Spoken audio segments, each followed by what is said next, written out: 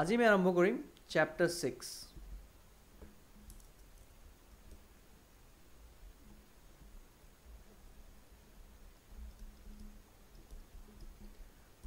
নাগৰিক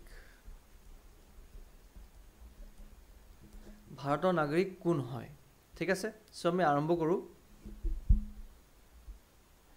সোৱা ভাৰতৰ নাগৰিক কোন হয় হেতু বুজিবৰ কাৰণে আমি দুটা বস্তু চাব লাগিব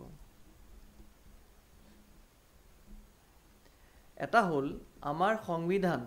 যিদিনা লাগু হৈছিল that is 26 jan 1950 হেখিনি সময়ত যে কেজন মানুহ আছিল আমাৰ দেশত হিয়তক কেনেকে নাগৰিক বনালে হেতু এটা প্ৰক্ৰিয়া আছে যেটো আছে আৰ্টিকল 5 পৰা 11 লৈকে আৰ্টিকল 5 পৰা 11 লৈকে তাতে কোৱা হৈছে যে 1950 যেটা আমাৰ সংবিধান আৰম্ভ হৈছে তাৰ লৈকে হেখিনি মানুহ কেনেকে আমি ভাৰতৰ নাগৰিক বনালো আৰু পাৰ্লিয়ামেন্টক পাৱাৰ দিয়া হৈছিল যে পিছলে এটা এক্ট বনোৱা হ'ব যত কোৱা হ'ব যে আগলে মানুহ কেনেকে আমাৰ ভাৰতৰ নাগৰিক হ'ব পাৰে বা যিখিনি মানুহ পিছলৈ জন্ম হ'ব হিয়তক কেনেকে আমি নাগৰিক বনাম ঠিক আছে এটা প্ৰমাণ পত্ৰটো লাগিব সো হেতু কাৰণে পাৰ্লিয়ামেন্টে বনালে Citizenship Act 1955 ঠিক আছে এই দুটা বস্তুৱে ভাৰতৰ নাগৰিক ডিসাইড কৰে এটা হল Citizenship Act 1955 আৰু 1950 লৈকে যে কেজন মানুহ আছিল ভাৰত দেশত হিয়তক নাগৰিক বনাবৰ কাৰণে আমি চাব লাগিব আৰ্টিকল 5 to 11 ঠিক আছে মই যিখিনি কথা কৈছো এটো ইয়াত লিখা আছে The Constitution deals with the citizenship from Articles 5 to 11 car कारणे persons who became citizen of India at the commencement that is Jan 26 1950 1950 our 1926 November 1949 আমাৰ সংবিধান বনোৱা শেষ হল আৰু 26 জানুৱাৰী 1950 টাইম মানি ললো আমি এডপ্ট কৰিলো আমাৰ সংবিধানখন সো হেখিনি সময়ত যোন ভাৰতীয় নাগৰিক হৈছিল হিয়তৰ কাৰণে হল আৰ্টিকল 5 to 11 আৰু তাৰ পিছৰখিনি the problem of acquisition or loss of citizenship হেতু কাৰণে বনোৱা হৈছে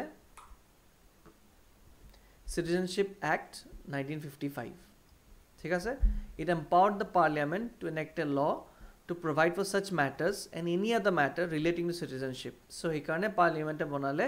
Citizenship Act 1955 So আমি এটা প্ৰথমে আৰ্টিকল 5 পৰা 11 লৈকে চাম যে আৰ্টিকল 5 পৰা 11 মতে 1950 কোন কোন ভাৰতীয় নাগৰিক হ'ব পাৰিছিল সো প্ৰথম কন্ডিশনটো হল আমাৰ এজন মানুহ জন হিখিনি সময়ত ভাৰত দেশত আছিল ঠিক আছে who had his domicile in India Bharat দেশতে আছিল তেওঁ আৰু এই তিনটা ভিতৰত যিকোনো এটা কন্ডিশন স্যাটিসফাই কৰিছিল কি তেওঁ born in India হয় নহলে তেওঁৰ মা বা দেউতা যিকোনো এজন ভাৰতৰ হয় আৰু তেওঁ 5 বছৰৰ কাৰণে ইয়াতে আছিল তাৰ মানে হল 1945 ৰ পৰা লৈ 1950 তেওঁ ভাৰততে আছিল হেই মানুহজন ভাৰতৰ নাগৰিক হ'ব পাৰিব ঠিক আছে প্ৰথমটো হল তেওঁৰ ঘৰ ইয়াতে আছিল ভাৰতত আৰু হয়তো তেওঁ ইয়াতে জন্ম হৈছিল He was born in India নহলে তেওঁৰ মা বা দেউতা either of his parents ভাৰতত জন্ম হোৱা হেতু নহলেও তেওঁ যদি ভাৰতত 5 বছৰ পৰা আছেন মানে 1945 ৰ পৰা 1950 লৈকে তেওঁ যদি ভাৰততে আছিল ৰেসিডেন্ট ইন ইন্ডিয়া মানে ভাৰতত আছিল তেওঁ হ'ব পাৰিব ভাৰতৰ নাগৰিক যেতিয়া 1950 ত সংবিধানখন আমি আকোৱালি ললো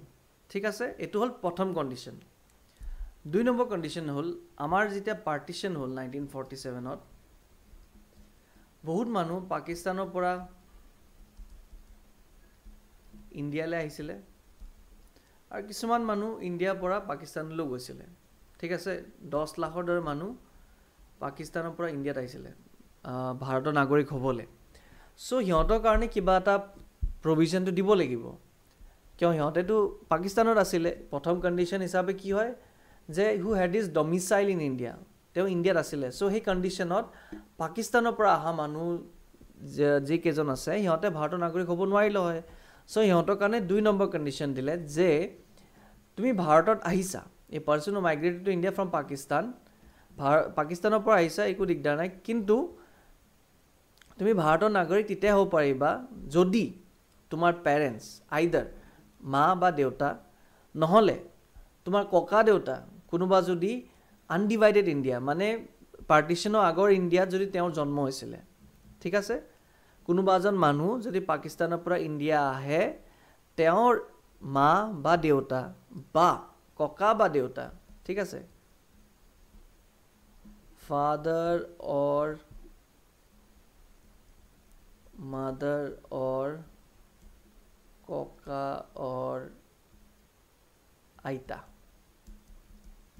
এই চাৰিজনৰ ভিতৰত কোনোবা এজনো যদি ভাৰতত জন্ম হৈছিলে আনডিভাইডেড ইণ্ডিয়া মানে পুৰণি ভাৰতত জন্ম হৈছিলে তথাপিও তেওঁ ভাৰতৰ নাগৰিক হ'ব পাৰিব যদি এই দুটা কণ্ডিশ্যনৰ ভিতৰত যিকোনো এটা তেওঁ ফুলফিল কৰে কি কণ্ডিশ্যন তেওঁ জুলাই 1948ত আহি গৈছিল ইণ্ডিয়া ঠিক আছে 1948 জুলাই তাৰ আগতে তেওঁ ইণ্ডিয়াত আহি বসবাস কৰি আছিলে ঠিক আছে হি মাইগ্ৰেটেড টু ইণ্ডিয়া বিফোৰ জুলাই 1948 আৰু তেতিয়াৰ পৰাই ভাৰতত আহি তেওঁ বসবাস কৰি আছে দ্বিতীয়টো কণ্ডিশ্যন হ'ল তেওঁ ইণ্ডিয়াত আহিলে কেতিয়া আহিলে জুলাই 1948ৰ পিছত আহিলে তেওঁ ভাৰতৰ নাগৰিক হ'ব পাৰিব যদি তেওঁ 6 মাহ থাকাৰ পিছত এখন এপ্লিকেশ্যন দিয়ে যে মই ভাৰতৰ নাগৰিক হ'ব বিচাৰোঁ ঠিক আছে প্ৰথমটো হ'ল যে 1948ৰ আগত থাকিলে আহিছিলে আৰু তেওঁ তেতিয়াৰ পৰাই ইয়াতে আছে তেতিয়া ভাৰতৰ নাগৰিক হৈ যাব পাৰিব দ্বিতীয়টো হ'ল জুলাই 1948 পৰা তেওঁ তাৰ পিছত আহিলে ইণ্ডিয়াত তাৰ পিছত 6 মাহ থাকিলে আৰু তাৰ পিছত এখন এপ্লিকেশ্যন দিলে যে মই ভাৰতৰ নাগৰিক হ'ব বিচাৰোঁ তেতিয়াও তেওঁ ভাৰতৰ নাগৰিক হ'ব পাৰে এই কথাটোৱে লিখা আছে ইয়াতে in case he migrated to India on or after July 1948 he had been registered as a citizen of India kintu a person could be registered only if he had resident in India for 6 months preceding the date of his application of registration teo application diar purbe 6 mah teo thakibo libo India tar mane hol mana jodi kunba July 20 ot ahisile 1948 ot teo December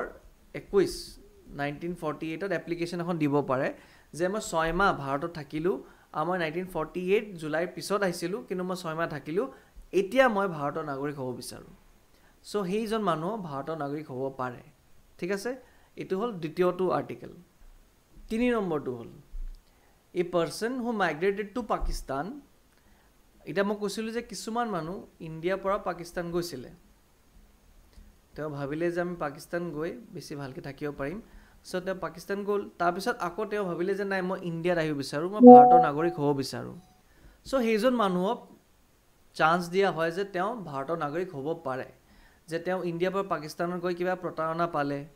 বহুত বেয়া কিবা হ'ল তেওঁৰ লগত so তেওঁ ভাবিলে যে নাই মই ভাৰতৰ নাগৰিক হ'ব বিচাৰোঁ মই আহি যাব বিচাৰোঁ তাৰ পৰা তেওঁকো চান্স দিয়া হৈছে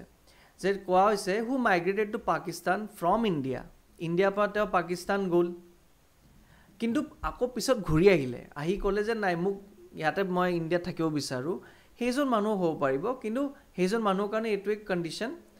যে এপ্লিকেশ্যন দিয়াৰ আগত তেওঁ 6 মাহ ভাৰতত থাকি ল'ব লাগিব ঠিক আছে তুমি 1947 গ'লা আকৌ ঘূৰি আহিলা তাৰ 6 মাহ তুমি ইণ্ডিয়া থাকিলা তাৰপিছত এপ্লিকেশ্যন দিলা যে ভাৰতৰ নাগৰিক হ'ব বিচাৰোঁ তো তুমিও ভাৰতৰ নাগৰিক হ'ব পাৰা ঠিক আছে এইটো এটা কণ্ডিশ্যন আছিলে কিন্তু এইখিনি মন কৰিবা সব 1950ৰ আগত দেই 1950 লৈকে এইখিনি সব কণ্ডিশ্যন হয় এই যিমান কণ্ডিশ্যন আছে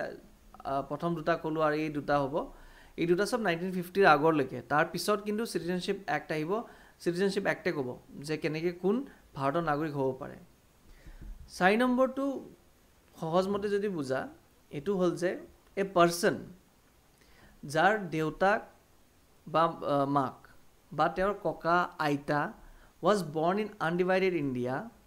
কিন্তু বৰ্তমান সিহঁতে ইণ্ডিয়াৰ বাহিৰত থাকে আৰু সিহঁতেও যদি ভাৰতৰ নাগৰিক হ'ব বিচাৰে সিহঁতকো চান্স দিয়া হৈছে ঠিক আছে এই যেটো ক্লজটো আছে ইট ইজ ফৰ ওভাৰসিজ ইণ্ডিয়া মানা যে কোনোবা বাহিৰত গুচি গ'ল যেনে মোৰ দেউতা ভাবা বা ইণ্ডিয়া বাহিৰত গুচি গ'ল ঠিক আছে মোৰ তাত জন্ম তাতেই হ'ল সো মই 1950 আগত বিচাৰো যে নাই বা মোৰ দেউতা বিচাৰিছে যে নাই মই বিচাৰিলো যে মই ভাৰতৰ নাগৰিক হ'ব বিচাৰো সো ময়ো হ'ব পাৰিম কেনেকৈ এই কণ্ডিশ্যনৰ কাৰণে ইয়াতে কোৱা আছে যে এই পাৰ্চন যাৰ পেৰেণ্টছ বা grand parents was born in undivided India মোৰ দেউতা যদি undivided ইণ্ডিয়াত জন্ম হৈছিলে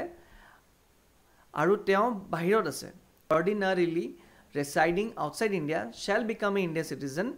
by diplomatic or consular representative মানে তাতে যেটো আমাৰ ইণ্ডিয়াৰ এম্বাসি ভাবা বা তাতে ডিপ্লোমেটিক যিখিনি অফিচেছ আছে তাতেও তেওঁ ৰেজিষ্ট্ৰেশ্যন যদি কৰায় যে নাই মই ভাৰতৰ নাগৰিক হ'ব বিচাৰো তেওঁলোকো সেইখিনি সময়ত ভাৰতৰ নাগৰিক হ'ব পাৰিলে হয় সো এতিয়ালৈকে আমি চালো যে আৰ্টিকল 5 পৰা 11 লৈকে 1950 সংবিধান আৰম্ভ হোৱালৈকে কোনখিনি মানুহ ভাৰতৰ নাগৰিক হ'ব পাৰে তাৰ কণ্ডিশ্যন কেইটা চালো এতিয়া 1950 ৰ পিছত পাৰ্লিয়ামেণ্টে ক'লে যে এটা ল বনাব লাগিব য'ত ভাৰতৰ নাগৰিকতা কেনেকৈ ল'ব পাৰি আৰু যদি আমি কাৰোবাক আঁতৰাব লাগে সেই প্ৰচিজাৰটো কেনেকুৱাকৈ হ'ব আৰু কি কণ্ডিশ্যন থাকিলেহে তেওঁক আমি ভাৰতৰ নাগৰিক বনাব পাৰোঁ সেইকেইটা কণ্ডিশ্যন আহিব চিটিজেনশ্বিপ এক্ট 1955ত সো এইটো এক্টৰ দ্বাৰা প্ৰভাইডছ ফৰ একুইজিশ্যন মানে লোৱা আৰু লছ মানে হেৰুৱা চিটিজেনশ্বিপ আপুনি কি কৰিলে আপোনাক পৰা চিটিজেনশ্বিপ লৈ লোৱা হ'ব বা আপুনি কি কৰিলে চিটিজেনশ্বিপ পাব পাৰে তাৰ যেটো নিয়মটো আছে সেই নিয়মটো চিটিজেনশ্বিপ এক্ট 1955ত দিয়া আছে ঠিক আছে commencement of the constitution commencement মানে আৰম্ভণি হোৱা কনষ্টিটিউশ্যন আৰম্ভণি হোৱাৰ পিছত কেনেকৈ চিটিজেনশ্বিপ ল'ব পাৰোঁ তাৰ গোটেইকেইটা নিয়ম হ'ল এইকেইটা by birth, by descent, by registration, by naturalization, by incorporation of territory,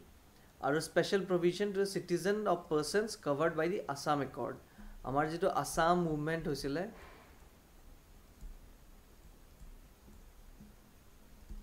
tar pisot etu add kora hoisile thik ase so ami eta take sai jao je ami bharator nagorikota keneke lobo paru so ইয়াতে যেতিয়া আমি পঢ়িম এইকেইটা আমাৰ মনত ৰাখিব লাগিব কেইটামান টাইম লাইন কেইটামান সময় আছে এই সময়ৰ মাজে মাজে যিখিনি ঘটনা হ'ব সেই হিচাপে চিটিজেনশ্বিপ পাই থাকিবা তো এই ইয়াৰ কেইটা মনত ৰাখাটো বিৰাট দৰকাৰী ঠিক আছে সো প্ৰথম কণ্ডিশ্যনটো এইটোৱে কৈছে যে কোনোবা যদি জানুৱাৰী 26 1950 আৰু তাৰ পিছত জুলাই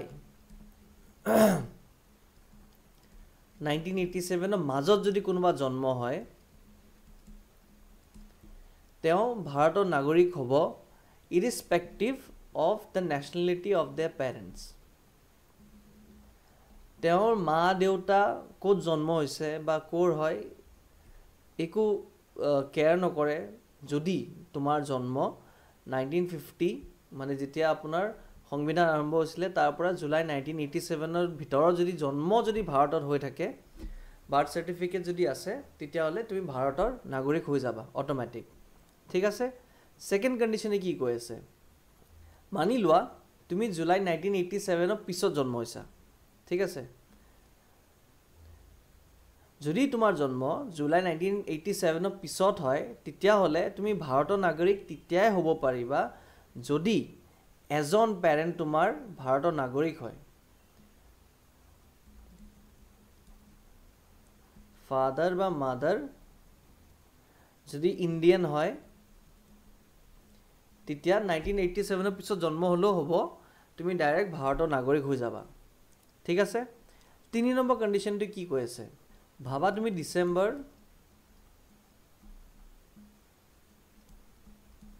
2004 3 ডিসেম্বৰ 2004 পিছত জন্ম হৈছা সো তুমি ভাৰতৰ নাগৰিক তেতিয়াই হ'ব পাৰিবা যদি তোমাৰ ফাদাৰ বা মাদাৰ দুজনৰ ভিতৰত এজনৰ জন্ম মানে এজন ভাৰতীয় হয় ঠিক আছে if both their parents are citizen of India or one of whose parents is a citizen of India আৰু তোমাৰ দ্বিতীয়জন যিজন গাৰ্জেন হয় তেওঁ যেন ইলিগেল মাইগ্ৰেণ্ট নহয় ঠিক আছে তোমাৰ জন্ম সময়ত যদি তেওঁ ইলিগেল মাইগ্ৰেণ্ট হয় মাদাৰ বা ফাদাৰ কোনোবা এজন যে ইলিগেল হয় মাইগ্ৰেণ্ট তেওঁ ভাৰতৰ নাগৰিক নহয় হলেও হ'ব কিন্তু ইলিগেল আহি ইণ্ডিয়াত থকা যেন নহয় তেতিয়াহ'লে তুমি ভাৰতৰ নাগৰিক হ'ব নোৱাৰা ঠিক আছে আৰু এটা হ'ল যে ফৰেন ডিপ্ল'মেটছৰ ল'ৰা ছোৱালী ইণ্ডিয়ান চিটিজেনশ্বিপ বাৰ্থে ল'ব নোৱাৰে মানি লোৱা যে এইখিনি সময়ত US বা কানাডা বা কোনোবা দেশৰ ডিপ্ল'মেট যোন ইয়াতে কৰ্মৰত হৈ আছে তেওঁৰ যদি ল'ৰা ছোৱালী ইয়াতে জন্ম হয় তেওঁলোকে ইণ্ডিয়ান চিটিজেনশ্বিপ বাই বাৰ্থ ল'ব নোৱাৰে ঠিক আছে চ' প্ৰথম যিটো জন্মৰ দ্বাৰা কোনোবা যদি ভাৰতৰ নাগৰিক হ'ব লাগে চ' এইটো হ'ল তাৰ টাইম লাইনটো চ' ডিচেণ্ট মানে হ'ল জেনেৰেশ্যন ঠিক আছে যেনে মোৰ দেউতা তাৰপিছত মই তাৰপিছত মোৰ ল'ৰা ছোৱালী তেনেকৈ আহিব তেনেকৈ হ'লে এইটো হ'ল বাই ডিচেণ্ট যে দেউতাৰ ফালৰ পৰা মই যদি কেতিয়াবা কিবা বস্তু পাওঁ বা যদি নাগৰিকতা ল'ব বিচাৰোঁ চ' সেই চিষ্টেমটো হ'ল চ' ইয়াতে কি কৈ আছে কোনোবা যদি মানুহ ভাৰতৰ বাহিৰত জন্ম হৈছে 1950 পৰা 1992ৰ মাজত তেওঁ ভাৰতৰ নাগৰিকতা ল'ব পাৰে বা তেওঁ ভাৰতৰ নাগৰিক হয় যদি তেওঁৰ দেউতা ভাৰতৰ নাগৰিক হয় ঠিক আছে প্ৰথম কণ্ডিশ্যনটো এইটোৱে কৈ আছে যে person born outside India on or after 1950 26 January 1950 but before 10 December 1992 is a citizen of India by descent if his father was a citizen of India at the time of his birth মোৰ জন্ম সময়ত মই যদি 1950 আৰু 1992 মাজত জন্ম হওঁ মই জন্ম সময়ত ভাৰতৰ নাগৰিক হ'ব পাৰোঁ যদি মোৰ জন্ম বাহিৰত হয় মই তেতিয়াও হ'ব পাৰোঁ যদি মোৰ দেউতা ভাৰতৰ নাগৰিক হয় ঠিক আছে প্ৰথম কণ্ডিশ্যনটো এইটো কৈ আছে এটা দ্বিতীয়টো কণ্ডিশ্যনে কি কৈ আছে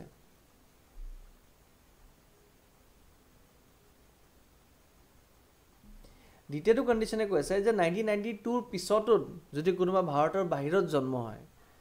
তেওঁ ভাৰতৰ চিটিজেন হ'ব পাৰে যদি তেওঁৰ মাদাৰ বা ফাদাৰ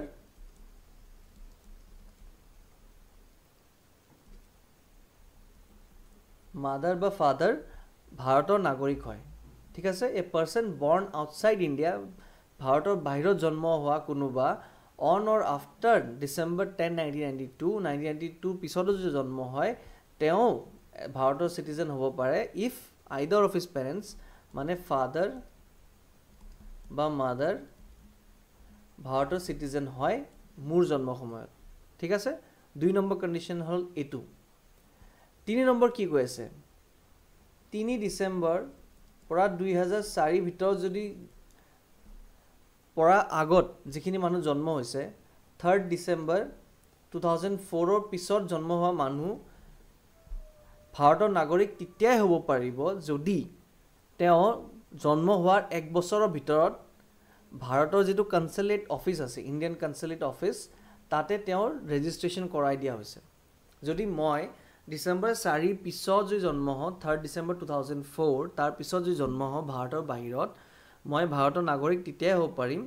যদি মোৰ জন্মৰ 1 বছৰৰ ভিতৰে মোৰ ৰেজিষ্ট্ৰেশ্যন কৰি লৈছে ইণ্ডিয়ান কনসুলেট মানে ইণ্ডিয়ান অফিচ য'ত আছে সেইটো দেশত তাতে যদি মোৰ ৰেজিষ্ট্ৰেশ্যন কৰাইছে মোৰ বাৰ্থ ৰেজিষ্ট্ৰেশ্যন হৈ আছে তেতিয়াহে মই ভাৰতৰ নাগৰিক হ'ব পাৰিম আৰু তাৰ পিছতো হ'ব পাৰোঁ যদি চেণ্ট্ৰেল গভৰ্ণমেণ্টে পাৰ্মিশ্যন দিয়ে or with the permission of central government after the expiry of the said period সেই সময়ৰ পিছতো হ'ব পাৰিব ঠিক আছে এতিয়া ভাবা মই যদি ভাৰতৰ নাগৰিক হয় আৰু মোৰ বাচ্চা জন্ম হ'ল তো সেই বাচ্চাজনো বাই ভাৰ্চু অফ ডিচেণ্ট তেওঁ ভাৰতৰ নাগৰিক হ'ব কিন্তু যেতিয়া ফুল এজ হ'ব তেতিয়া যদি তেওঁ সেই দেশৰ যদি নাগৰিকতা লৈ লয় তেতিয়াহ'লে ভাৰতৰ নাগৰিক আৰু হ'ব নোৱাৰে ঠিক আছে চ' এই হ'ল 4টা পইণ্ট আৰু তাৰ টাইমলাইন হ'ল এটা 26 জানুৱাৰী 1950 10 ডিচেম্বৰ 1992 আৰু 3 ডিচেম্বৰ 2004 এই তিনিটা ডিচেণ্টৰ কাৰণে মনত ৰাখিবা ঠিক আছে নেক্সট আহিলে আমাৰ ৰেজিষ্ট্ৰেশ্যন চেণ্ট্ৰেল গভৰ্ণমেণ্টক কোনোবাই এপ্লিকেশ্যন দিব পাৰে যে মোক ভাৰতৰ নাগৰিক বনাই দিয়া ঠিক আছে চ' প্ৰথম কণ্ডিশ্যনটো হ'ল a person of Indian origin এতিয়া ইণ্ডিয়ান অৰিজিন মানে কি হয় যিজন মানুহ ইফ হি তেওঁ নিজে বা তেওঁৰ আইদাৰ অফ পেৰেণ্টছ মানে মা বা দেউতা কোনোবা আনডিভাইডেড ইণ্ডিয়াত জন্ম হৈছিলে বা এনেকুৱা টেৰিটৰীত য'ত যিটো আজি ইণ্ডিয়াৰ পাৰ্ট হয় ঠিক আছে ইণ্ডিয়ান অৰিজিন ডেফিনেশ্যনটো হ'ল এইটোৱে যে সেইজন মানুহ যোন আনডিভাইডেড ইণ্ডিয়াত জন্ম হৈছিলে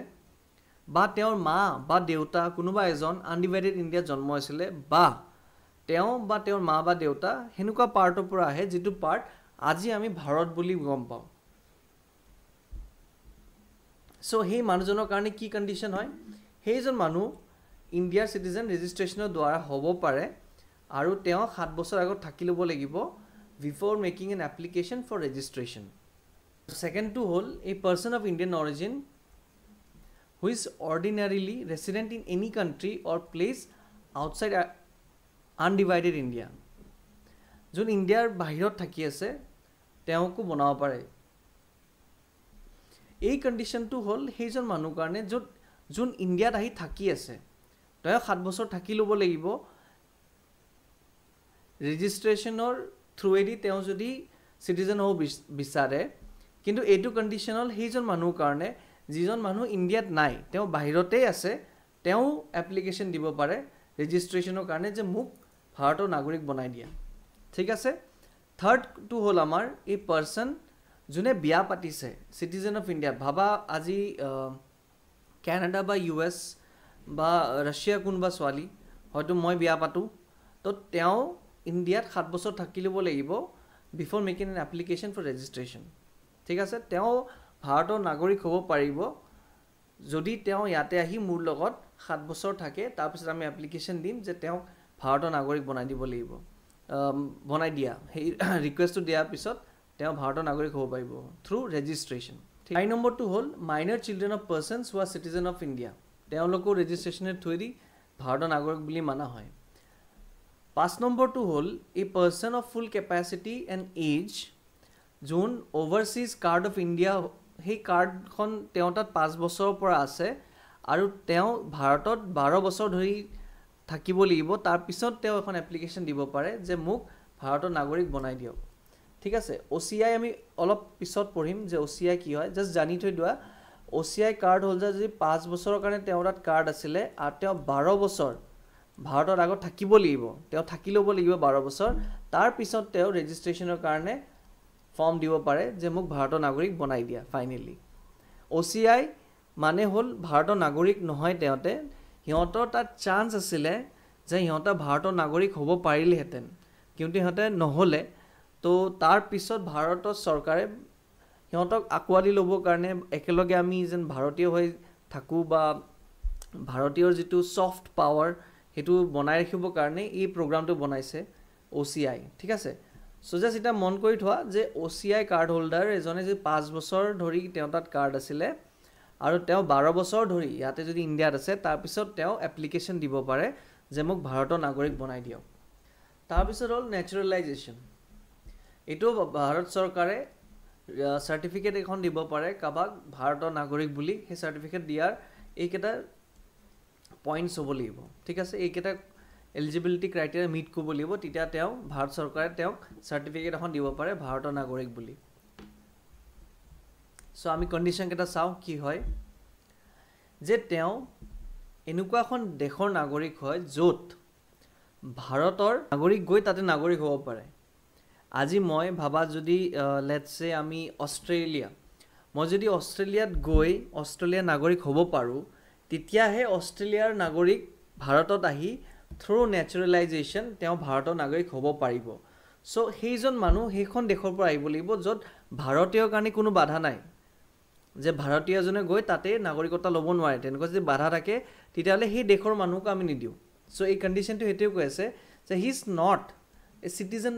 of a country of any country where citizens of India are prevented from becoming citizens of that country যদি নেচাৰেলাইজেশ্যন প্ৰচেছেদি ভাৰতীয়ক যদি নিদিয়ে সেইখন দেশে নাগৰিকতা তেতিয়াহ'লে সেই দেশৰ মানুহক আমি নেচুৰেলাইজেশ্যন থ্ৰুৱেদি নাগৰিকতা নিদিওঁ। চ' এইটো প্ৰথম কণ্ডিশ্যন যে সেই মানুহজন সেই তেনেকুৱা এখন দেশৰ পৰা আহিব নালাগে। ছেকেণ্ডটো হ'ল যে তেওঁ যেতিয়া ভাৰতৰ নাগৰিকতা পাই যাব, তেওঁ আণ্ডাৰটেকিং বা লিখি দিছে যে মই সেইখন দেশৰ নাগৰিকতা এৰি দিম। So' he undertakes to renounce the citizenship of that country in the event of his application being accepted for Indian citizenship. ঠিক আছে, যে তেওঁ হয়তো ভাৰতত থাকি লৈছে আৰু নহ'লে গভৰ্ণমেণ্ট অফ ইণ্ডিয়াৰ কাৰণে কিবা কাম কৰি আছে, সেই দুটা মিলাই 12 মাহ হ'ব লাগিব, তাৰপিছতহে তেওঁ এপ্লিকেশ্যন এখন দিব পাৰিব যে মোক ভাৰতৰ নাগৰিক বনাই দিয়ক। ঠিক আছে, যে আইদাৰ ৰিচাইডেড ইন ইণ্ডিয়া, হয়তো ইণ্ডিয়াত এনেয়ে থাকি আছে 12 মাহৰ কাৰণে, বা ভাৰত চৰকাৰৰ কাৰণে কিবা এটা কাম কৰি আছে, বা এনেকুৱা হ'ব পাৰে যে তেওঁ আহিছিলে 6 মাহৰ কাৰণে আৰু তাৰপিছত 6 মাহ ভাৰত চৰকাৰৰ কাৰণে কাম কৰিলে। সেই দুইটা পিৰিয়ডে বা এটাকৈ যদি হয় 12 মাহ হ'ব লাগিব throughout the period of 12 months immediately preceding the date of application. Application দিয়াৰ আগতে তেওঁ 12 মাহ ইয়াতে থাকি ল'ব লাগিব। হয়তো তেওঁ এনেই থাকি আছে বা ভাৰত চৰকাৰৰ কাৰণে কাম কৰি আছে। আৰু এই কণ্ডিশ্যনটো অ'কে হ'বৰ কাৰণে ইয়াতে কোৱা হৈছে যে যোৱা 14 বছৰত তেওঁ 11 বছৰ যেন ভাৰতত আছে। ঠিক আছে, এই কণ্ডিশ্যন এটা হ'ব লাগিব যে ডুৰিং the 14 years immediately preceding the said period of 12 months he has either resided in India or been in the service of government of India বা এটা বা দুটা, partly the one and partly the other, for the periods amounting in aggregate মানে total of not less than 11 years. ঠিক আছে, যে যোৱা 14 বছৰত তেওঁ এটলিষ্ট 11 বছৰ ইয়াতে আছিলে, তাৰ আৰু 12 মাহ পিছত তেওঁ এপ্লিকেশ্যন এখন দিব পাৰে। চ' আমাৰ নেচুৰেলাইজেশ্যনৰ নেক্সট হ'ল that he is of good character, his adequate knowledge of a language specified in the 8th schedule of the constitution। আমাৰ যে 22টা লেংগুৱেজ আছে তাৰ ভিতৰত যিকোনো এটা লেংগুৱেজত তেওঁ ঠিক হ'ব লাগিব, এডুকেট নলেজ থাকিব লাগিব। আৰু তেওঁক চাৰ্টিফিকেট দিয়াৰ পিছত অফ নেচুৰেলাইজেশ্যন তেওঁ ভাৰততে থাকিব লাগিব। হি ইণ্টেন্ডছ টু ৰিচাইড ইন ইণ্ডিয়া, ঠিক আছে, or continue his service under government of India or any other international organization of which India is a member। তেওঁ হয়তো ভাৰতত থাকিব, ভাৰত চৰকাৰৰ কাৰণে কাম কৰিব, বা যিকোনো ইণ্টাৰনেশ্যনেল অৰ্গেনাইজেশ্যন য'ত Bharat is a member of under a society, company or board of members establish in India. ঠিক আছে, এইটো হ'ল আমাৰ টোটেল নেচুৰেলাইজেশ্যনৰ এলিজিবিলিটি ক্ৰাইটেৰিয়া। কিন্তু এটা কথা আছে যে government may waive conditions of naturalisation in case of a person, এনেকুৱা এজন মানুহ যিজনে বহুত ভাল কাম কৰিছে in the field of science, philosophy, art, literature, world peace or human progress. এই 6টা টপিকত তেওঁ যদি বহুত ভাল কিবা ছাৰ্ভিচ দিছে আমাৰ দেশক, তেতিয়াহ'লে নেচুৰেলাইজেশ্যনৰ এই গোটেইকেইটা প্ৰচেছ বা সেই গোটেইকেইটা ক্ৰাইটেৰিয়া ৱেভ অফ কৰি তেওঁক ডাইৰেক্টলি চিটিজেন বনাই দিব পাৰে। ঠিক আছে, চ' এইটো হ'ল আমাৰ নেচুৰেলাইজেশ্যন। নেক্সট হ'ল আমাৰ ইনকৰ্পৰেশ্যন অফ টেৰিটৰী। ভাৰত চৰকাৰে বা ভাৰত দেশে যদি বেলেগৰ মাটি লৈ লয়, সেইখিনি মাটিত থকা মানুহক গভৰ্ণমেণ্ট অফ ইণ্ডিয়াই স্পেচিফাই কৰিব পাৰে যে আমি হয়তো সকলোকে দিম, নহ'লে কোনোবা স্পেচিফিক মানুহ, সেই গ্ৰুপৰ কোনোবা স্পেচিফিক কাৰণৰ কাৰণে আমি স্পেচিফিক মানুহক আমি আমাৰ ভাৰতীয় বনাব পাৰোঁ। ঠিক আছে, if any foreign territory becomes a part of India, the government of India specifies যে কোন মানুহ among the people of the territory shall be citizens of India from the notified date. যে এখন গেজেট অফ ইণ্ডিয়াত notification ওলাব যে এইখিনি মানুহ ভাৰতীয় নাগৰিক হ'ব পাৰে বা হৈ গৈছে। ঠিক আছে, ছেকেণ্ডটো হ'ল আমাৰ special provisions as to citizenship of persons covered by the Assam accord. এতিয়া আমি আছাম মুভমেণ্টৰ কথা গম পাওঁ।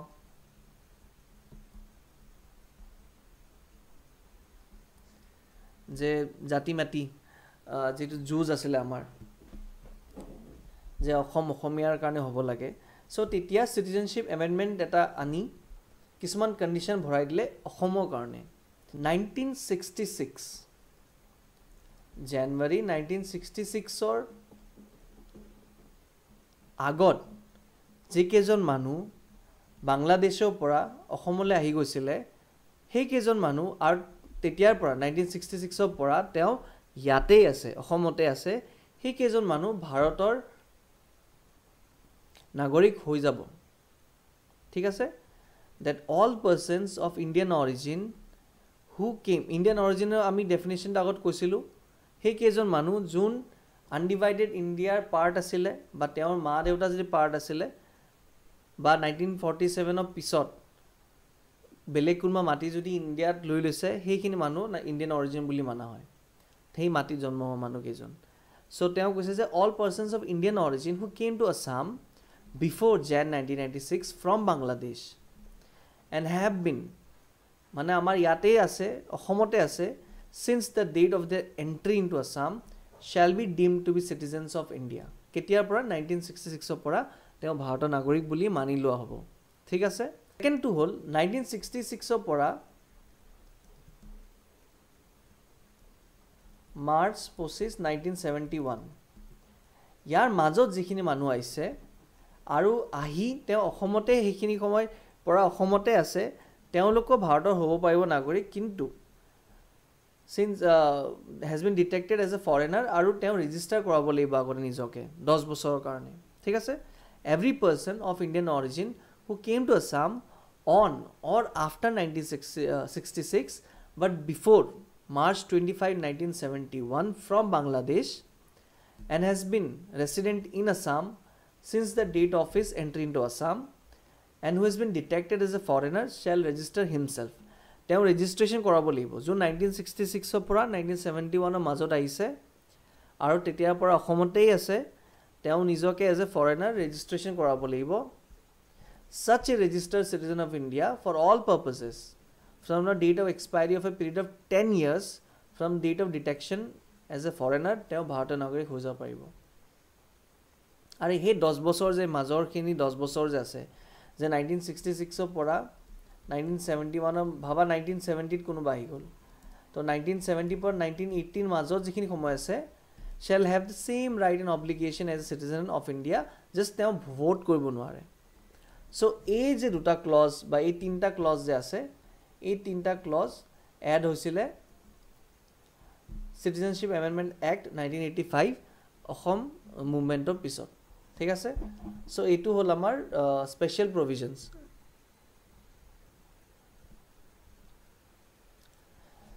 সো আমি স্টার্টিংতে কৈছিলো যে Citizenship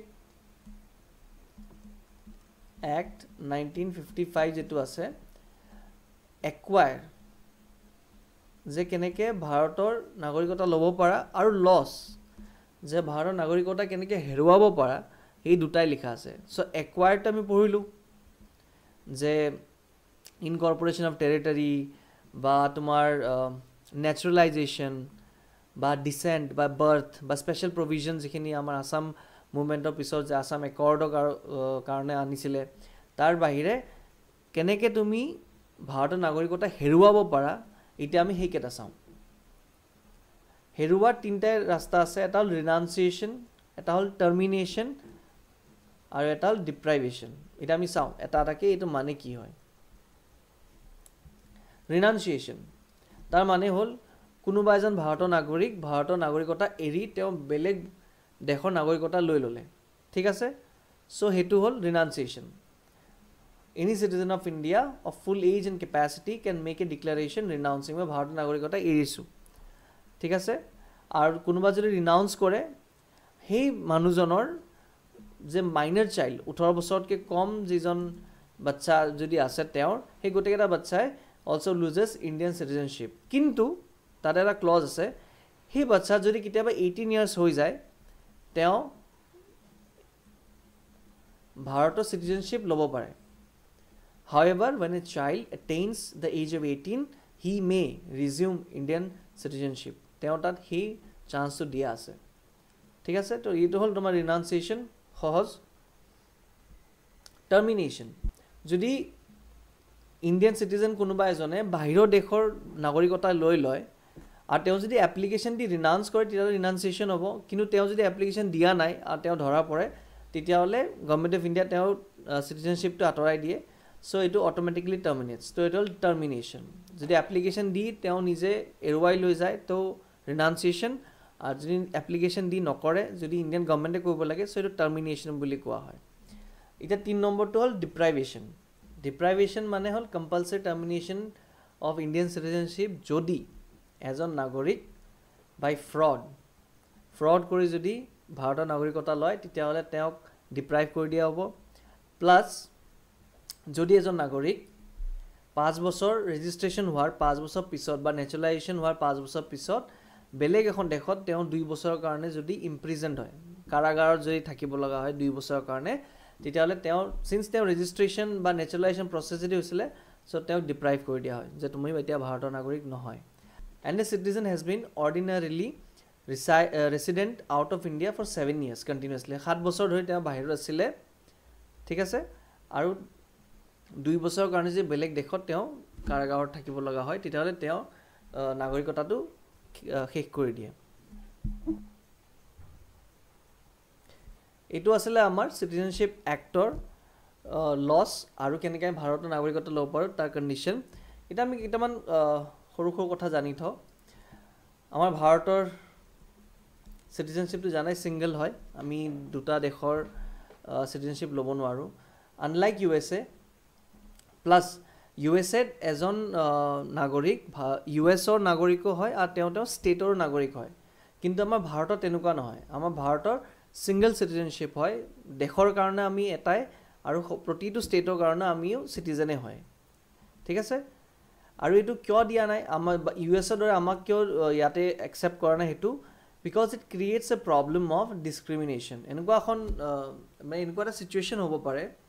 য'ত ভাবা নাগালেণ্ডৰ মানুহজনে ক'ব পাৰে যে মণিপুৰ বা অসমৰ মানুহক বেলেগ ধৰণে চাবৰ কাৰণে বা কিছুমান ফেচিলিটিজ নিদিবৰ কাৰণে সেই বস্তুটো যেন নহয় এইকাৰণে আমাৰ ইয়াতে ছিংগল চিটিজেনশ্বিপ আছে তুমি যদি ভাৰতৰ নাগৰিক হয় তুমি দেশৰ যিকোনো পাৰ্টত গৈ তুমি থাকিব পাৰা তোমাৰ বেলেগ কোনো নাগৰিকতা ল'ব নালাগে বা স্পেচিয়েল কোনো কেছ নাই ঠিক আছে কিন্তু তাতে এটা এক্সেপশ্যন আছে এক্সেপশ্যনটো হ'ল যে ভাৰত চৰকাৰে বা parliament under article 16 can prescribe article 16 residence as a condition for certain employments or appointment in that state ঠিক আছে আৰু আৰ্টিকল 15 তুমি যদি আৰ্টিকল 15 পঢ়া তাতে prohibits discrimination against any citizen on the grounds of religion, race, caste, sex or place of birth but ground of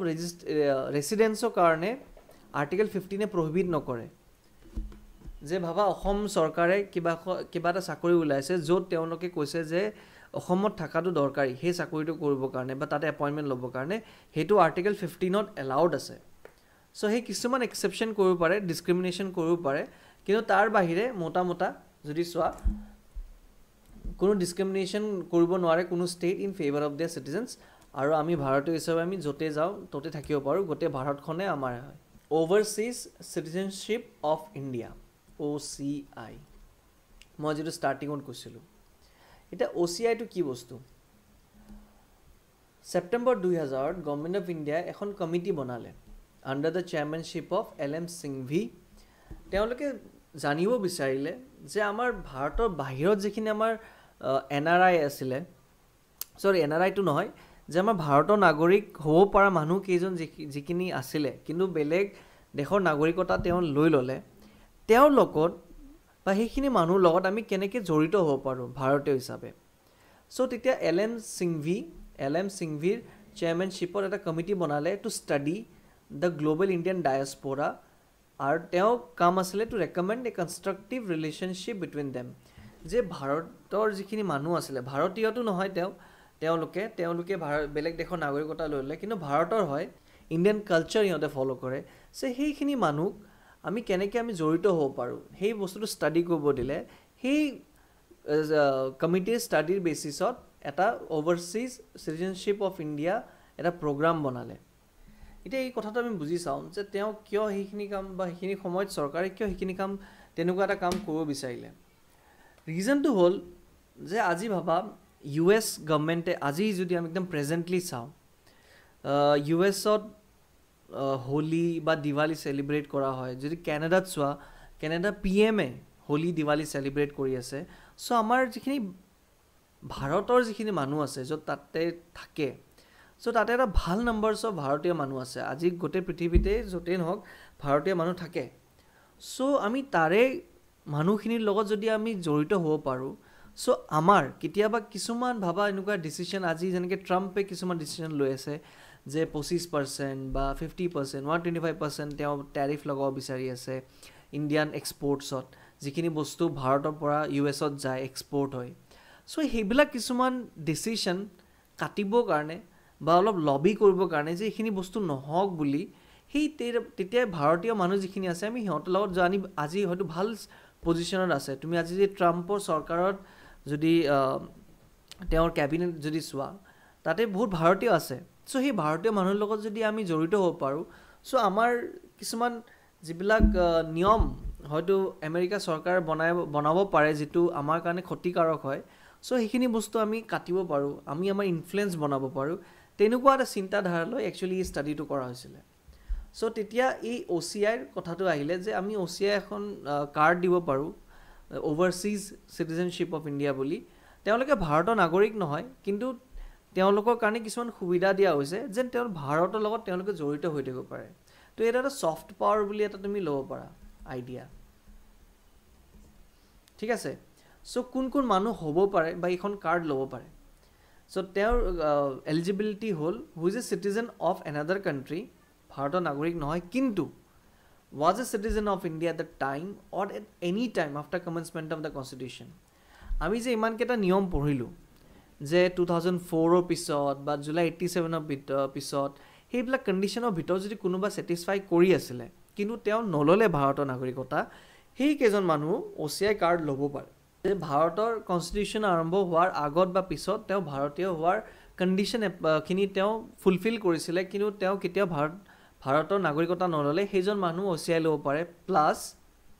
who is A citizen of another country but belong to A territory তেনেকুৱা এখন মাটিডোখৰৰ পৰা আহিছে যিটো 1947 পিছত ভাৰতৰ part হৈ গ'ল তেওঁ OCI কাৰ্ড ল'ব পাৰে যেনেকৈ আজি ভাবা গোৱা হয় পণ্ডিচেৰী হয় এইবিলাক চব 1947 পিছত অহা আমাৰ লগত চ' সেইখিনি মানুহ OCI কাৰ্ড হোল্ডাৰ ল'ব পাৰে হু is a child grand child great grand child of ছাচ a citizen যে এনেকুৱা এজন মানুহৰ মানে মোৰ দেউতা হয়তো এইকেইটা কণ্ডিশ্যন এইটো আৰু এইটো কণ্ডিশ্যন ফুলফিল কৰি আছিলে ময়ো বিচাৰিলে OCI ল'ব পাৰোঁ মোকো ছেকেণ্ড জেনেৰেশ্যনক এইটো চান্স দিলে প্লাছ এজন মানুহ যোন এতিয়া মাইনাৰ চাইল্ড হৈ আছে এইকেইটা কণ্ডিশ্যন যোনে এপ্লাই কৰি আছে তাৰ বাচ্চাই এইটো ল'ব পাৰে তেওঁ মাইনাৰ চাইল্ড হৈ আছে তেওঁ OCI ল'ব পাৰে প্লাছ এই person who is a minor child আৰু তেওঁৰ দুইজনে পেৰেণ্ট বা দুজনৰ ভিতৰত এজন চিটিজেন অফ ইণ্ডিয়া হয় ঠিক আছে ফৰেনাৰ এজনে যদি ইণ্ডিয়ান ছোৱালী এজনীক বিয়া পাতিলে ভাবা চ' তেওঁৰ বাচ্চা যিজন আছে তেওঁ OCI কাৰ্ড হোল্ডাৰ হ'ব পাৰে তেওঁ যদি ইণ্ডিয়ান নাগৰিকতা নলয় তেতিয়াহ'লে OCI কাৰ্ড হোল্ডাৰ হ'ব পাৰে এইটো কণ্ডিশ্যনে এইটোৱে কৈ আছে যে মই ভাৰতৰ নাগৰিক হয় আৰু মোৰ স্পাউচ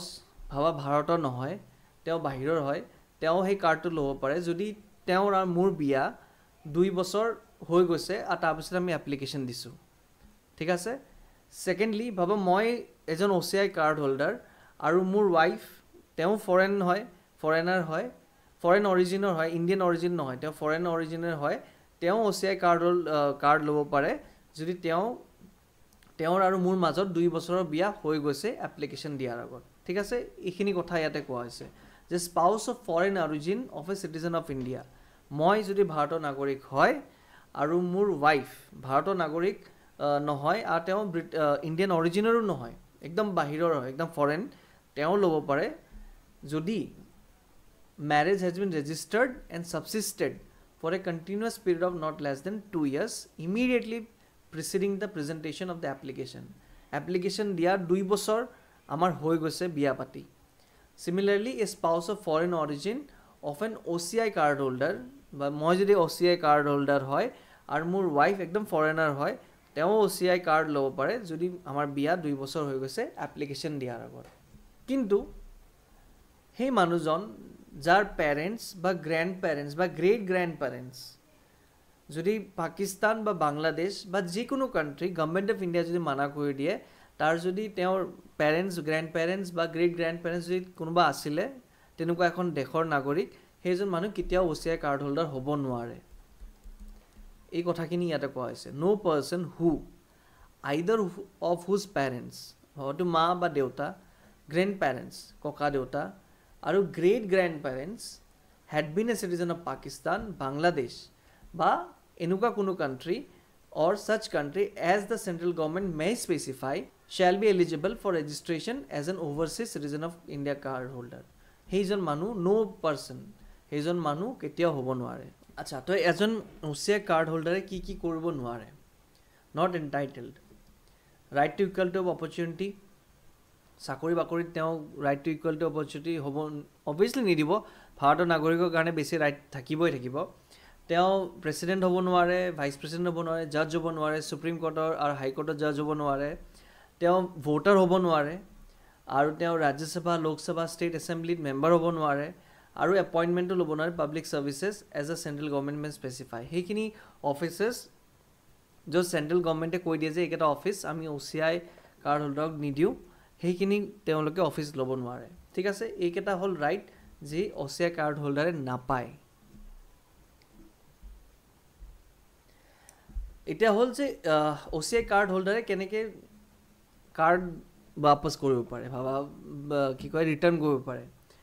চ' এটাটো হ'ল যে তেওঁ লিখিতকৈ দি দিলে যে মোক নালাগে আৰু OCI কাৰ্ড, আপোনালোকে লৈ যাওক। আৰু এটা হ'ল যদি মই মানা কৰি দিওঁ, ভাব মোৰ তাত OCI কাৰ্ড হোল্ডাৰ আছিলে,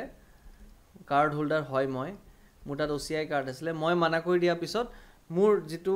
স্পাউচে পাইছিলে মোৰ কাৰণে OCI, কিয় তেওঁ ফৰেন অৰিজিনৰ হয়, তেওঁ ইণ্ডিয়ান অৰিজিনৰ নহয়, চ' সেই ফৰেন অৰিজিনৰ মোৰ যি ঘৈণী হ'ব তেওঁকো OCI কাৰ্ড ৰিটাৰ্ণ কৰিব লাগিব।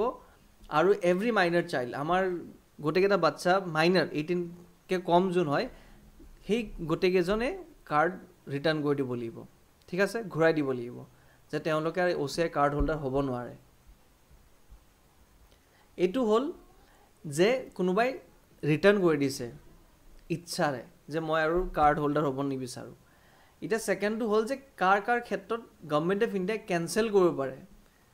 যে তোমালোকে তেনেকুৱা কিবা কাম কৰিছা যিটো কাৰণে গভৰ্ণমেণ্ট অফ ইণ্ডিয়াই তোমালোকৰ কাৰ্ড কেঞ্চেল কৰি দিছে। এইটো হ'ল সেইকেইটা কণ্ডিশ্যন। যদি বাই ফ্ৰডেদি তুমি লৈছা OCI কাৰ্ড, ঠিক আছে, বা ডিছছেটিছফেকশ্যন টুৱাৰ্ডছ কনষ্টিটিউশ্যন অফ ইণ্ডিয়া যদি দেখাইছা, তেতিয়াহ'লে গভৰ্ণমেণ্ট অফ ইণ্ডিয়া মানা কৰি দিব পাৰে। আৰু কোনোবা ৱাৰৰ সময়ত তোমালোকে যদি এনিমিৰ লগত, যাৰ লগত আমাৰ যুদ্ধ হৈছে, তাক যদি কিবা ইনফৰ্মেশ্যন দিছা, তাক যদি কিবা কমিউনিকেট কৰিছা, ঠিক আছে, সেইখিনি সময়তো OCI কাৰ্ড হোল্ডাৰ বন্ধ কৰিব পাৰে, কেঞ্চেল কৰিব পাৰে। আৰু 5 বছৰৰ ভিতৰত ৰেজিষ্ট্ৰেশ্যন ভাবা OCI কাৰ্ড পাই গৈছা, OCI কাৰ্ড পোৱা তোমাৰ 5 বছৰ হৈছে, আৰু তাৰে ভিতৰত 2 বছৰৰ কাৰণে যদি কাৰাগাৰত যাব লগা হৈছে, তেতিয়াহ'লে কাৰ্ড শেষ হৈ যাব, কেঞ্চেল হৈ যাব। যে OCI card holder within 5 years after registration been sentenced to imprisonment for a term of not less than 2 years, 2 বছৰৰ কাৰণে যদি কাৰাবাসত থাকিব লগা হয়, তেতিয়াহ'লে OCI কাৰ্ড শেষ হৈ যাব।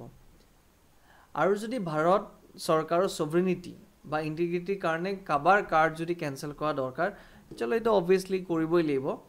চ' সেই তেতিয়া ছিকিউৰিটি অফ ইণ্ডিয়াৰ এগেইনষ্টত যদি কৰিব লগা হয়, সেইটো কৰিবই। প্লাছ বিয়াৰ ক্ষেত্ৰত যিটো কাৰণে কাৰ্ড হোল্ডাৰ পাইছিলে, তেওঁলোকৰ কাৰণে এটা কণ্ডিশ্যন হ'ব যে তেওঁৰ বিয়া শেষ হৈ গ'ল, ডিভৰ্চ হৈ গ'ল, ঠিক আছে, যে মই যেনেকৈ যদি চিটিজেন অফ ইণ্ডিয়া হয়, ফৰেন অৰিজিনৰ মোৰ ৱাইফ হয়, তেওঁ OCI কাৰ্ড ল'ব পাৰে। চ' সেই যদি মোৰ আৰু তেওঁ যে বিয়া শেষ হৈ যায়, তেতিয়াহ'লে তেওঁতো আৰু কাৰ্ড নাপাব, চ' সেই স্পাউচজনে নাপায়। চ' সেই মেৰেজ যদি ডিজল্ভ হৈ যায় বা কম্পিটেণ্ট অথৰিটি অফ ল, তেতিয়াহ'লে OCI নাপায়। আৰু ছেকেণ্ড কণ্ডিশ্যনটো হ'ল যে তেওঁলোকৰ বিয়াটো শেষ হোৱা নাই, কিন্তু সেইখিনি সময়ত মই যদি আৰু কাৰোবাক বেলেগ মানুহ এজনক বিয়া পাতি লওঁ, তেতিয়াহ'লে সেইজন মানুহ OCI কাৰ্ড হোল্ডাৰ নিদিব, OCI কাৰ্ড তেওঁৰ কেঞ্চেল কৰি দিয়া হ'ব। Has not been dissolved but during the subsistence of such marriage he has solemnised marriage another person. যে বেলেগ এজন ছোৱালীক বিয়া পাতিলে, তেতিয়াহ'লে সেই ফৰেন অৰিজিনৰ যিজন মোৰ ৱাইফ হ'ব তেওঁ OCI কাৰ্ড তেওঁ কেঞ্চেল হৈ যাব অট'মেটিকলি ঠিক আছে চ' এইটো হ'ল যে আমাৰ কেনেকৈ ভাৰত চৰকাৰে কেঞ্চেল কৰিব পাৰে এতিয়া কথাটো হ'ল যে NRI আৰু OCI মাজত কম্পেৰিজন যদি আমি কৰোঁ লাভ লোকচান কি আছে NRI মই কৈ দিছোঁ NRI কোন হয় NRI যাৰ তাত ইণ্ডিয়ান পাছপৰ্ট আছে মানে তেওঁ ইণ্ডিয়াৰ চিটিজেন হয় কিন্তু তেওঁ বাহিৰত থাকে বাছ ঠিক আছে যে 182 ডেইজৰ কাৰণে চাগে যদি কোনোবা বাহিৰত থাকে তেতিয়াহ'লে তেওঁ NRI হৈ যায় নন ৰেচিডেণ্ট ইণ্ডিয়া মানে তেওঁ নৰ্মেলি ভাৰতত নাথাকে কিন্তু তেওঁ ভাৰতীয় নাগৰিকেই হয় so' that is your NRI so' NRI আৰু OCI মাজত যদি আমি কম্পেৰিজন কৰোঁ এইটো হ'ল তোমাৰ NRI definition N Indian citizen মন কৰিবা তেওঁ ভাৰতীয় নাগৰিক হয় ভাৰতীয় নাগৰিক হোৱা মানে তেওঁ ভোট দিব পাৰে ঠিক আছে which ordinarily residing outside India but holds an Indian passport আৰু OCI কোন হ'ব OCI হ'ল সেইজন মানুহ যোন অভাৰচিজ ইণ্ডিয়াৰ কাৰ্ড হোল্ডাৰ হয় under citizenship act 1955 NRI benefits কি হয় NRI বেনিফিটছ সেই সকলো বেনিফিট পায় যে ভাৰতৰ নাগৰিকে পায় বা হয়তো ভাৰত চৰকাৰ যদি টাইম টু টাইম কিবা চেঞ্জ কৰে তেতিয়া বেলেগ কথা কিন্তু আজিৰ দিনত NRI আৰু ভাৰতীয়ৰ মাজত কোনো ডিফাৰেঞ্চ নাই ইটছ জাষ্ট ডেট মই হয়তো ভাৰতত আছোঁ আৰু কোনোবা ভাৰতত নাই তো তেওঁ NRI হৈ যায় তো OCI লোৱাৰ লাভটো কি হ'ল এটা OCI লোৱাৰ লাভটো হ'ল multiple entries life long visa for visiting India ইণ্ডিয়াত আহিবৰ কাৰণে তেওঁলোকে বাৰে বাৰে ভিজা বনাব নালাগে ঠিক আছে যিটো ভিজিটিং চাৰ্জেছ যিটো হয় সেইবিলাক যেন পে' কৰিব নালাগে ৱেইভড অফ হৈ যায় তেওঁলোকে এবাৰে OCI কাৰ্ড ল'ব আৰু যেতিয়া মন যায় যেনেকৈ মন যায় ইণ্ডিয়াত আহি থাকিব পাৰিব ঠিক আছে আৰু প্লাছ আমি এটা কণ্ডিশ্যন চাইছিলোঁ যে চিটিজেনশ্বিপ এমেণ্ডমেণ্ট এক্টত 1955ত কোনোবা যদি OCI কাৰ্ড হোল্ডাৰ থাকে 5 বছৰৰ কাৰণে তেওঁ 12 মাহ যি ইণ্ডিয়াত আছিলে তেওঁ এখন এপ্লিকেশ্যন দিব পাৰে ৰেজিষ্ট্ৰেশ্যনৰ কাৰণে চিটিজেনশ্বিপ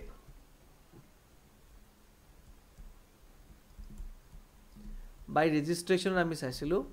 যে OCI কাৰ্ড হোল্ডাৰে এজনে ভাৰতীয় নাগৰিক হৈ যাব পাৰে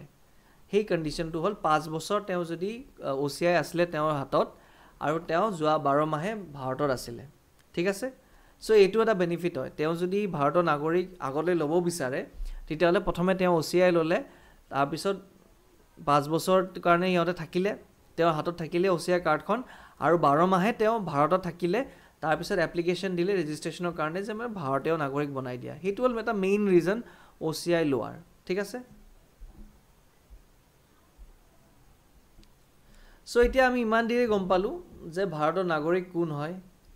ভাৰতৰ নাগৰিকতা কেনেকৈ পায় বা ভাৰতীয় নাগৰিকতা কেনেকৈ হেৰায় এতিয়া কথাটো হ'ল যে ভাৰতৰ নাগৰিক হোৱাৰ বেনিফিট কি আছে চ' বেনিফিটটো হ'ল চ' এটা হ'ল থাকে চিটিজেন এটা হ'ল এলিয়েন চিটিজেন মানে আমি নাগৰিক আৰু যোন চিটিজেন নহয় তেওঁ হ'ল এলিয়েনৰ ভিতৰতো দুটা কেটেগৰী থাকে এটা হ'ল ফ্ৰেণ্ডলি এলিয়েন এটা হ'ল এনিমি এলিয়েন যোন এনিমি এলিয়েন থাকে ভাবা পাকিস্তান বা বাংলাদেশৰ পৰা অহা মানুহখিনি আমাৰ কাৰণে আজিৰ দিনত এনিমি এলিয়েন চ' সিহঁতৰ ৰাইটছ আৰু কম থাকে ফ্ৰেণ্ডলি এলিয়েন ভাবা আমেৰিকাৰ কোনোবা যদি আহিলে বা ফ্ৰান্সৰ আহিলে বা নৰৱেৰ কোনোবা আহিলে তো সিহঁতে হ'ব আমাৰ কাৰণে ফ্ৰেণ্ডলি এলিয়েন্স সিহঁতৰ ৰাইট অলপ বেছি থাকে সিহঁততকৈ আৰু চিটিজেনটো অভিয়াছলি চবৰে ওপৰত চ' এইটো কৈছে যে aliens do not enjoy all civil and political rights further there are 2 types of aliens friendly and enemy aliens আৰু এনিমি এলিয়েন্সৰ আৰ্টিকল 22 যিটো protection against arbitrary arrest and retention সেই ৰাইটটো ফ্ৰেণ্ডলি এলিয়েন্সত পাই যায় কিন্তু এনিমি এলিয়েন্সে নাপায় যেনে আমাৰ যে বাংলাদেশী যদি ক'ৰবাত ধৰা পৰে পটককৈ সিহঁতক লৈ গৈ জেলত ভৰাই দিয়ে চ' সেইটো তুমি ফ্ৰেণ্ডলি এলিয়েন্সৰ কাৰণে সেইটো কৰিব নোৱাৰা সেইটো এনিমি এলিয়েন্সৰ কাৰণে সেইটো পাৱাৰ দিয়া আছে ঠিক আছে আৰু এইকেইটা যে ৰাইটছ আছে এইকেইটা ৰাইটছ অকল ভাৰতীয় নাগৰিকেহে এনজয় কৰিব পাৰে চ' তোমালোকে এক্সামত কেতিয়া সুধিব পাৰে যে বাংলাদেশে এজন ধৰা পৰিলে আৰু তাৰপিছত দিয়া হ'ল যে কোনটো ৰাইট বাংলাদেশী এইজন ইমিগ্ৰেণ্টে বা ইলিগেল ইমিগ্ৰেণ্টে পাব বা নাপায় চ' এইকেইটা অকল ভাৰতীয় নাগৰিকৰ কাৰণে আৰ্টিকেল 15 আৰ্টিকেল 16 আৰ্টিকেল 19 29 30 আৰু right to vote in elections আৰু পাৰ্লিয়ামেণ্টৰ মেম্বাৰ হোৱা বা চাৰ্টেন অফিচেছ কাৰণে দিয়া হয় এইটো অকল ভাৰতৰ নাগৰিকৰ কাৰণে চ' তোমালোকৰ এইকেইটা মাজত ভাবা 16 17 ভৰাই দিলে তেতিয়াহ'লে 17 দিলে 18 দিলে বা ভাবা 27 দিলে আৰু এইফালে আৰ্টিকেল 15 দিলে চ' কোনটো এনজয় কৰিব নোৱাৰে বুলি যদি কয় তেতিয়াহ'লে 15টো টিক কৰিব লাগিব